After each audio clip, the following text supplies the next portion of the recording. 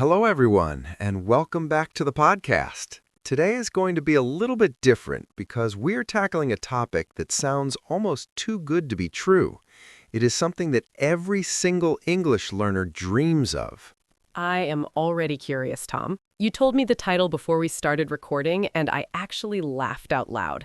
You said we're talking about how to study so fast that it feels illegal. That is a very bold claim. Are we going to get arrested for listening to this episode?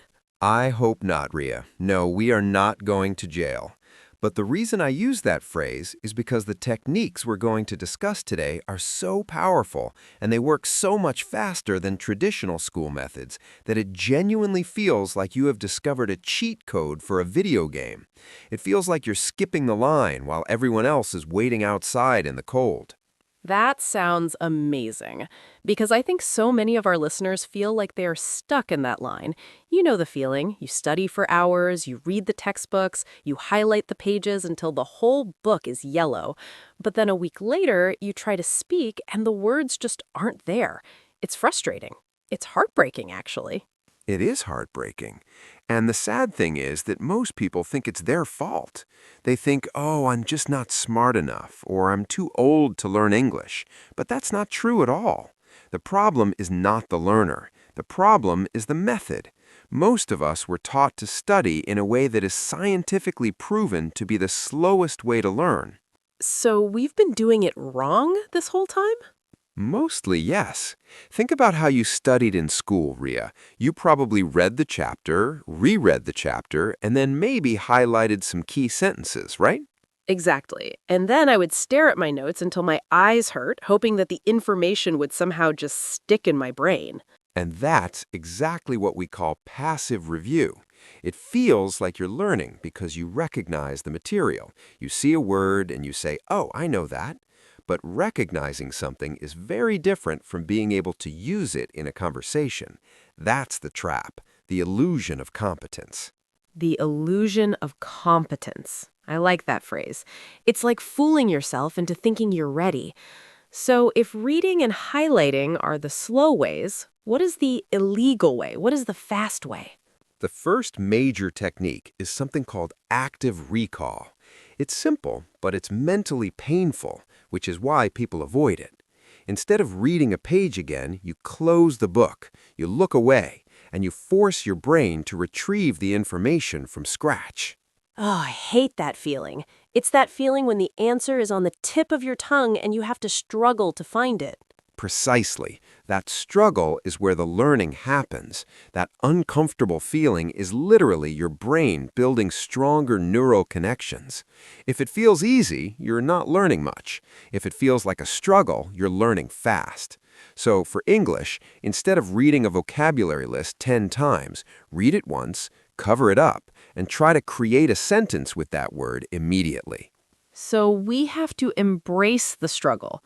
That's tough love, Tom, but it makes sense.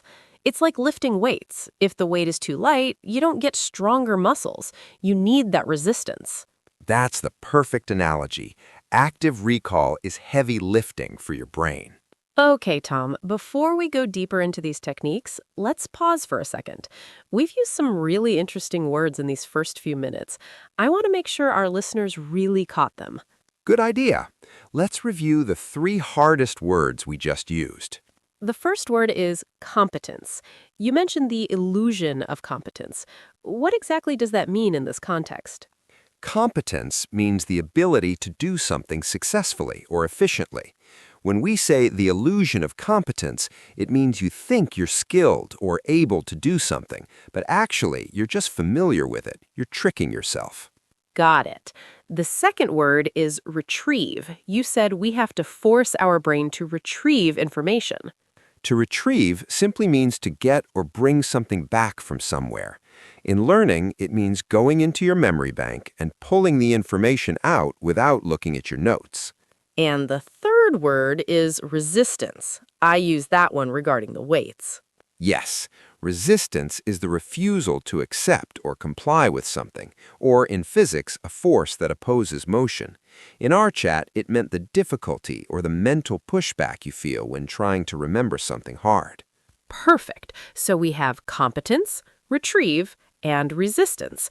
Okay, Tom, let's get back to the hacks. We talked about active recall, but surely there's more to this than just closing the book. What about the issue of time? I feel like I learned something today, and by next week, it's gone. That brings us to the second pillar of speed learning. It is called spaced repetition. This is how you hack your memory so you never forget. You see, the brain is designed to forget. It is a survival mechanism. If you remembered every single leaf you saw on a tree or every car license plate you passed, you would go crazy. So your brain dumps information it thinks is useless. So my brain thinks my English vocabulary is useless. Thanks a lot, brain. Well, unless you prove to your brain that it is important, yes. And the way you prove it is by revisiting the information just before you're about to forget it. There is something called the forgetting curve. Imagine a slide. You learn a new word, and immediately you start sliding down towards forgetting. If you review it 5 minutes later, you boost yourself back up. Then you wait a day, then 3 days, then a week. I have heard of this. It's like reminding your brain, hey, I still need this information. Please do not throw it in the trash. But how do we do this practically? Do I need a complicated spreadsheet or a calendar? You could use a calendar, but that is the slow way. The fast way, the illegal speed way, is to use technology. There are apps like Anki or even simple flashcards. The algorithm in these apps handles the math for you. It knows you're about to forget the word profound, so it shows it to you today. But it knows you know the word apple very well, so it won't show you that for another year. That saves so much time.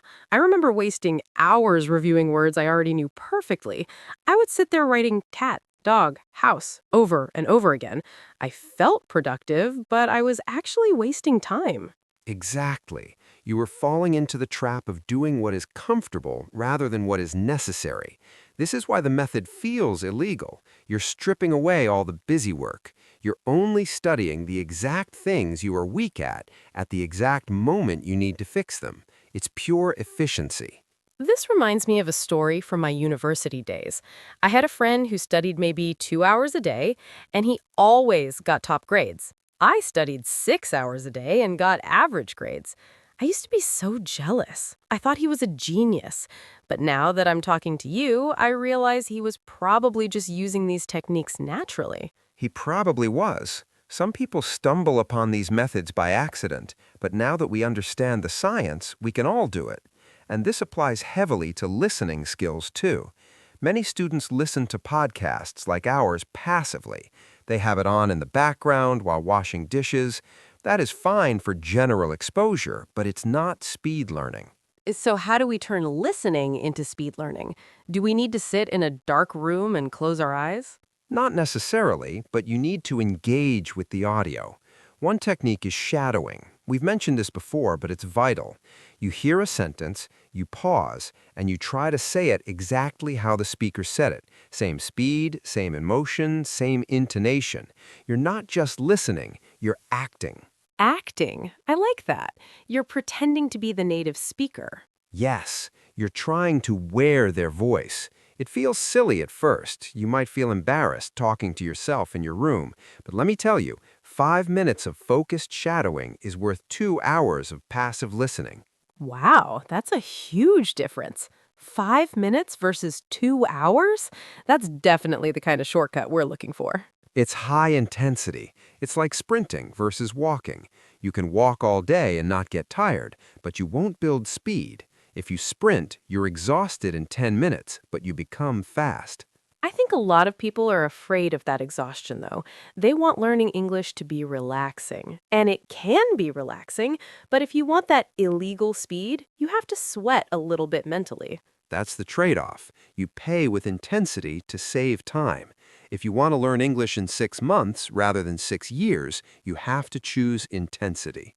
Okay, before we move to the next technique, which I suspect is going to be about how we select what to learn, let's do another vocabulary check. We've dropped some heavy words in this last section.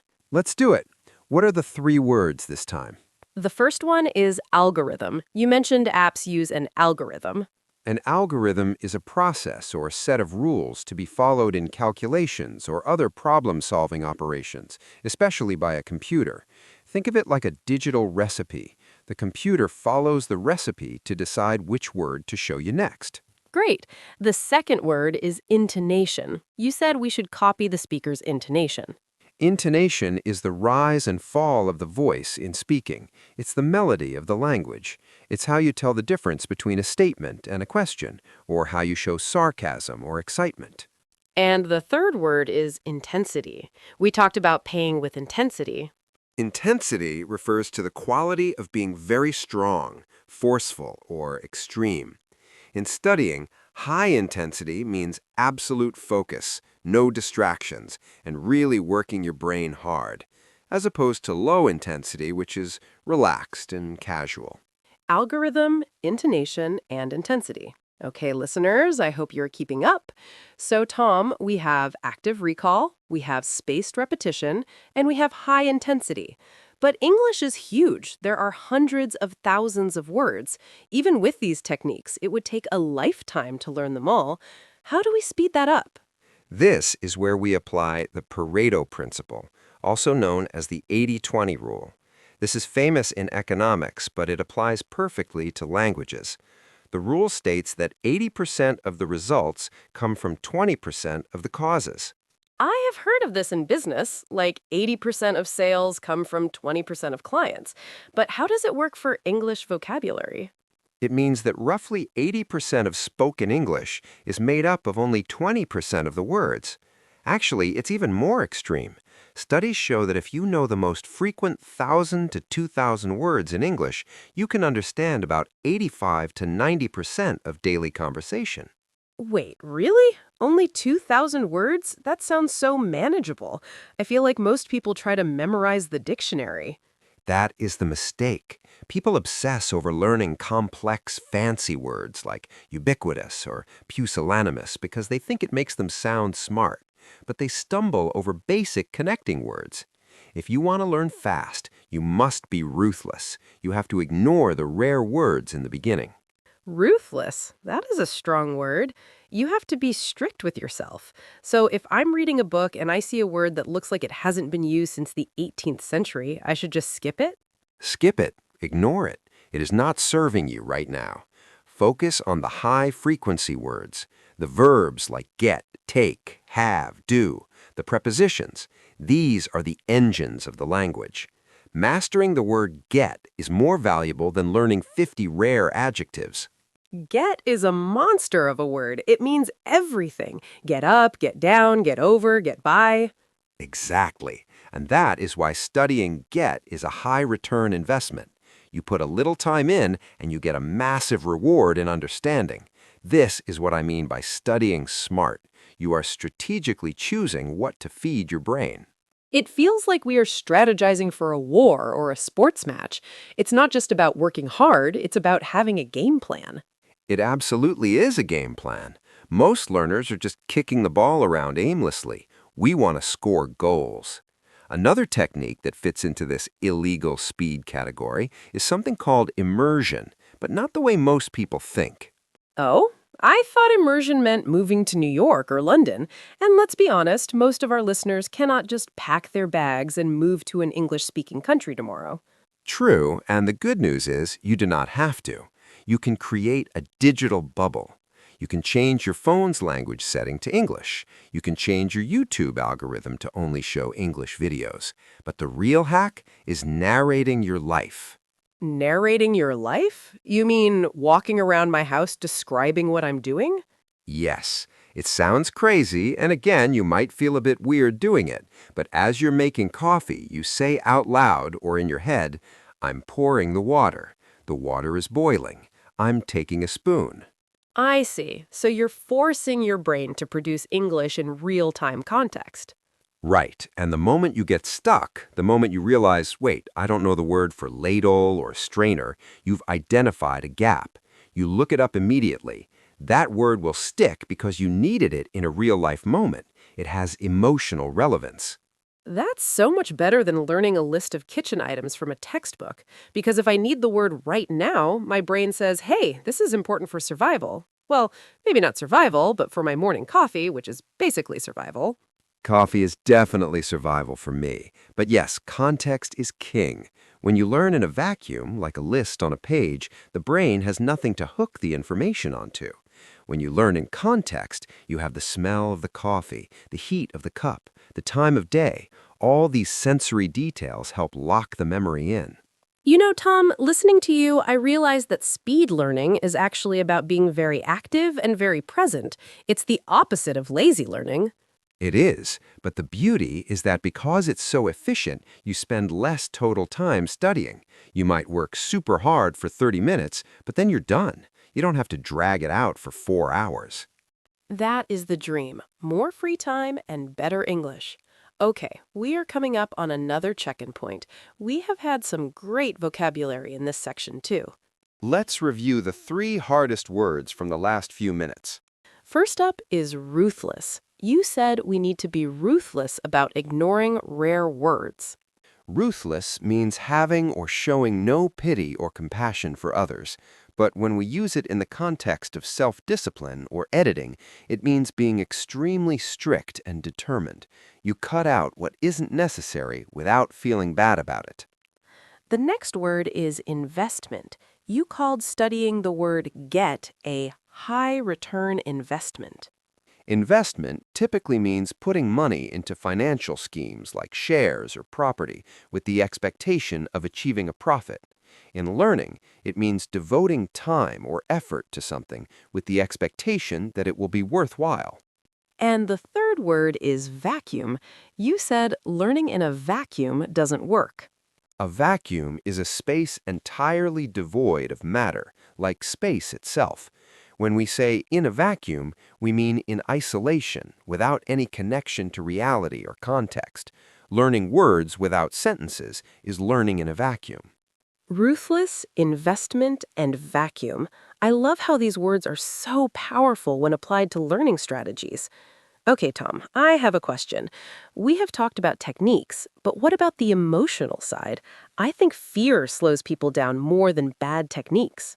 You have hit the nail on the head, Ria. Fear is the ultimate brake pedal. You can have the fastest car in the world, the best techniques, the best apps, but if you have your foot on the brake, you are not going anywhere. I see this all the time. Students who know the grammar perfectly, but when you ask them a question, they freeze. They are terrified of making a mistake. They think if they say, he go, instead of he goes, the world will end. That is the perfectionism trap. And here's the illegal mindset shift you need to adopt. You must view mistakes as data, not failures. Mistakes are data. Explain that. When a scientist does an experiment and it blows up in his face, he doesn't cry and say, I'm a bad scientist. He says, interesting, that combination of chemicals is unstable. He writes it down. He learned something valuable. So when I say a sentence wrong and someone looks confused, that's just data telling me, okay, that sentence structure didn't work. Let me adjust. Exactly. You have to detach your ego from the result. The fastest learners are the ones who make the most mistakes per day. I want you to aim for 100 mistakes a day. 100 mistakes? That sounds like a nightmare. It sounds scary, but if you're making 100 mistakes, it means you're speaking. It means you're trying. It means you're pushing your boundaries. The person who makes 0 mistakes is usually the person who is saying nothing. That is so true. Silence is safe, but silence doesn't teach you anything, so we need to go out there and fail fast. Fail fast and fail forward. There's a concept called the Feynman technique, named after the physicist Riemann Feynman. It's about simplification. He believed you didn't understand a concept until you could explain it to a 5-year-old. How do we apply that to English? Don't try to use complicated language to impress people. Try to express your complex thoughts using simple, clear English. If you can explain a difficult political concept using only basic vocabulary, you have truly mastered the language. It forces you to be creative with the limited tools you have. That's actually very liberating. It takes the pressure off. I don't need to sound like a professor, I just need to be understood. Communication is the goal, not showing off. When you focus on connection rather than perfection, your speed of learning skyrockets because you stop overthinking every syllable. I remember when I first started learning Spanish, I wanted to say I'm embarrassed, but I used the word embarazada, which actually means pregnant. Oh no, that is a classic mistake. It was mortifying. I was talking to a group of guys and I told them I was pregnant. They looked so shocked. But you know what? I never, ever forgot that word again. That's the perfect example. That emotional shock, that laughter, it burned the memory into your brain instantly. That's illegal speed. You learned that distinction in 1 second because of the emotion. If you had just read it in a book, you might have forgotten it. So we should actually hunt for those moments? Maybe not telling people we're pregnant, but putting ourselves in situations where we have to perform. Yes, pressure creates diamonds. If you sign up for a language exchange or you promise to give a short presentation in English, the fear will actually sharpen your focus. Your brain goes into hyperdrive. It is like when you have a test the next day, and suddenly you can memorize a whole textbook in one night. Exactly. Parkinson's law states that work expands to fill the time available for its completion. If you give yourself a year to learn English, it will take a year. If you give yourself 3 months, you will find a way to do it in 3 months. You will cut the fluff, you will focus on the essentials. So we should set deadlines. Scary short deadlines. Set a deadline that makes you slightly uncomfortable. Tell a friend, in 30 days, I will have a 10-minute conversation with you in English only. Now you have accountability. Now you have a reason to use active recall and spaced repetition. It all connects. The techniques are the engine, but the mindset and the deadlines are the fuel. Without the fuel, the engine just sits there. Beautifully put. It is a holistic system. You can't just have one part. Okay, we are nearing the end of our episode, but let's do one final vocabulary roundup. These words are really important for the mindset we just discussed. Let's hear them. The first word is detach. You said we need to detach our ego from the result. To detach means to disengage or separate something. In a psychological sense, it means not letting your self-worth depend on your performance. You separate your feelings from the outcome. The second word is liberating. I said that realizing I don't need to be perfect is liberating. Liberating describes something that makes you feel free. It releases you from a situation which limits your freedom of thought or behavior. It is a feeling of relief and freedom. And the final word is holistic. You called this a holistic system. Holistic means characterized by the belief that the parts of something are intimately interconnected and explicable only by reference to the whole. Basically looking at the big picture, not just individual pieces. Mind, body, technique, emotion, all together. Detach, liberating, and holistic. Tom, this has been an incredibly dense episode. We have covered so much ground. We have, and I want to leave our listeners with one final thought. The title of this episode was How to Study So Fast It Feels Illegal. But the real secret is that you are capable of learning much faster than you think. You've just been driving with the handbrake on. That is such a hopeful message. The capacity is already there. It is. Your brain is the most complex machine in the universe. It is designed to learn. It wants to learn. You just have to feed it the right way. Stop boring your brain with passive reading. Start challenging it with active recall. Stop fearing mistakes and start collecting them as data. And stop waiting for the perfect time. The perfect time is now. Start narrating your life while you wash the dishes tonight. Exactly. Don't just listen to this podcast and nod your head. Pick one technique we talked about. Maybe it's the Anki app. Maybe it's the shadowing. Maybe it's just talking to yourself. Pick one and start today. And let us know how it goes. We love hearing your stories. If you try the 100 Mistakes a Day challenge, please write to us. We want to hear the funniest mistake you made. Yes, please share them. We can all laugh and learn together. Thank you so much for listening to Real English Voices. We hope you feel energized and ready to hack your English learning.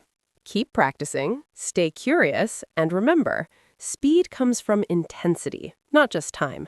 See you in the next episode. Bye, everyone! Goodbye.